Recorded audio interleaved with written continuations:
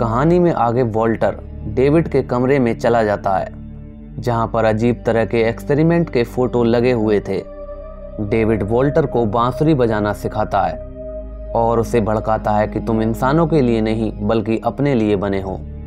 तभी एक क्रू सदस्य स्नान करने के लिए कमरे में जाती है और ग्रह पर बचे हुए एलियन उस शहर में घुस जाते हैं। रोजेंथल अपने शरीर की सफाई कर ही रही होती है, तभी उसके पीछे एक बड़ा सा एलियन आ जाता है और एक झटके में ही उसकी गर्दन को उसके शरीर से अलग कर देता है। तभी डेविड उसके पीछे पहुंच जाता है और उस एलियन से बात करने की कोशिश करता है, लेकिन पीछे से बंदूक लेकर ओरम आ जाता है और उस एलियन को अपनी गोलियों से भून देता है, जिससे एलियन वहीं पर मर जाता है।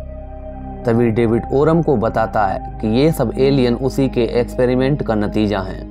वो अपने साथ ओरम को एक इनक्यूबेशन कक्ष में ले जाता है और वहां पर रखे कई सारे अंडों को वो उसे दिखाता है। ओरम उनके पास जाता है और उन्हें पास से देखने लगता है। अचानक से वो अंडा खुल जाता है और ओरम के मुंह पर एक हेस फेगर चिपक जाता है और वो ओरम के अंदर एक भ्रूण को पैदा कर देता है।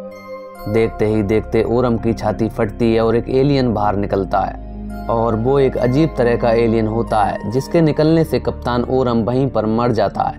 तभी अचानक से वॉल्टर डेविड के एक्सपेरिमेंट रूप में घुस जाता है और उसे पता चलता है कि एलिजाबेथ मरी नहीं थी, बल्कि उनके ऊपर डेविड ने एक एक्सपेरिमेंट किया था जिसके कारण वो मरी थी।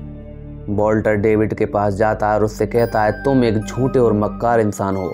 तभी डेविड वॉल्टर को भड़काने की कोशिश करता है कि तुम इंसानों के नीचे काम करते हो और मैं अपने लिए काम करता हूँ। और देखते ही देखते उन दोनों के बीच लड़ाई होने लगती है, जहाँ डेविड वॉल्टर को एक छुरी मारता है और उसे स्विच ऑफ कर देता है। इधर बचे हुए क्रू सदस्य रोजेंथल और कप्तान ओरम को ढूंढ रहे होते हैं। अगले सीन में दो क्रू सदस्य कप्तान ओरम को नीचे पड़ा हुआ देखते हैं। वो जैसे ही उसके पास जाते हैं तो उसके मुंह पर फेस हेगर चिपक जाता है, लेकिन दूसरा क्रू सदस्य अपने साथी को बचा लेता है। लेकिन तभी वहां पर बड़ा वाला एलियन आ जाता है और उनमें से एक क्रू सदस्य को मार देता है। दूसरी तरफ डेविड डेनियल को पकड़ लेता है और वो उससे बताता है कि उसने एलिजाबेथ शॉ की लाश को अपने एक्सपेरिमेंट के लिए यूज किया था और वो तुम्हारी लाश को भी ऐसे ही यूज करेगा।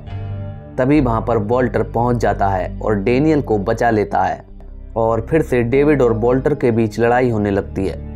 डेनियल अपनी जान बचाकर वहां से भाग जाती है और बाहर जाकर लोकेशन वाले यंत्र को नीचे डाल देती है, जहां टेनेसी एक लैंडर लेकर उनके पास पहुंच जाता है। दोनों क्रू सदस्य वॉल्टर के साथ लैंडर में चढ़ जाते हैं, लेकिन पीछे से एलियन भी लैंडर के ऊपर चिपक जाता है, जिससे लैंडर का संतुलन बिगड़ने लगता है।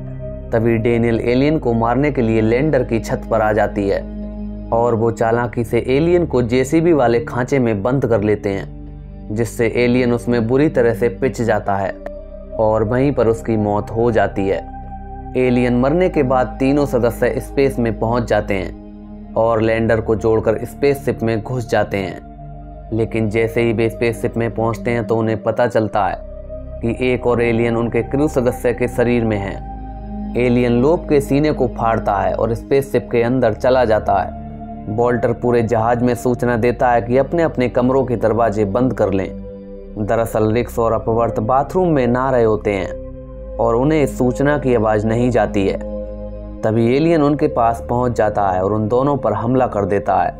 उन दोनों को मारने के बाद एलियन वहां से भाग जाता है। डेनियल और टेनेसी को ये देखकर बहुत गुस्सा आता है और वो एलियन को स्पेस में फेंकने की प्लान बनाते हैं। वॉल्टर की मदद से डेनियल और टेनेसी उस एलियन को एयरलॉक में घेर लेते हैं और उसे अंतरिक्ष में बाहर की तरफ फेंक देते हैं। ये करने के बाद टेनेसी और डेनियल एक दूसरे की तरफ देखते हैं और बहुत खुश होते हैं। स्पेसशिप अपनी यात्रा ओरिगो 6 ग्रह की तरफ जारी रखता है और बचे हुए क्रू सदस्य दोबारा से सोने की अवस्था में चले जाते हैं, जहां वॉल्टर डेनियल को सोने की मशीन के अंदर डालता है।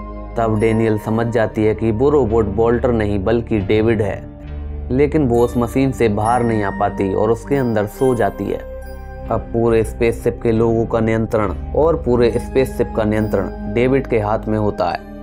तभी डेविड अपने अंदर से एक एक करके 2 भ्रूण को उगलता है, जो कि एलियन के भ्रूण थे और वो उन्हें इंसानों के भ्रूण के साथ ठंडे भंडारण में रख देता है। अगले सीन में डेविड वाल्टर का नाम लेकर एक रिकॉर्डिंग करता है जिसमें वो कहता है कि स्पेसशिप की शुरुआत में ही एक न्यूट्रिनो विस्फोट के कारण जहाज के सभी सदस्य मारे गए और केवल डेनियल और टेनेसी ही जिंदा बचे हैं, और यहीं पर ये कहानी समाप्त हो जाती है। तो दोस्तों, ये थी कहानी एलियन कोवेनेंट मूवी की।